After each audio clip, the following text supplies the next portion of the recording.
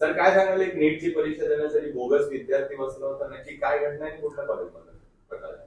5 मे 2024 जी शासनातर्फे जी नीटची exam conduct करण्यात आली होती ती आपल्या इथं सीबीडी बेलापूर येथील सेक्टर 15 इथल्या डी वाय पाटील मॅनेजमेंट कॉलेजमध्ये ती एक्झाम होती. ती एक्झाम देत असताना एक यादव नावाची मुलगी एका दुसऱ्या कॅन्डिडेटच्या नावावर बोगसरित्या तिने एक्झाम दिलेली होती. ती तिथल्या जे कंडक्ट आहेत करणारे त्यांच्या लक्षात आलेलं होतं.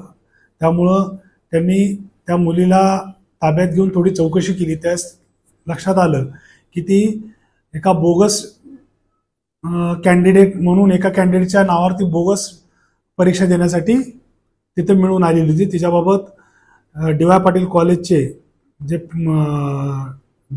देवजानी दासगुप्त म्हणून ज्या कंडक्टर होत्या त्यांनी सदरबाबत गुन्हा दाखल केलेला आहे आणि त्याबद्दल आपल्या सीबीडी पोलीस ठाणे येथे भादवी कलम 419 आणि भारतीय विद्यापीठ ऍक्ट 7 आणि 8 अन्वये गुन्हा नोंद करण्यात आलेला आहे. सर ही मुलची कुठली आहे आणि हिच्या आधी पण हिने अशा प्रकारचा कुठे गुन्हा केलेला तपासात ते निष्पन्न झाले?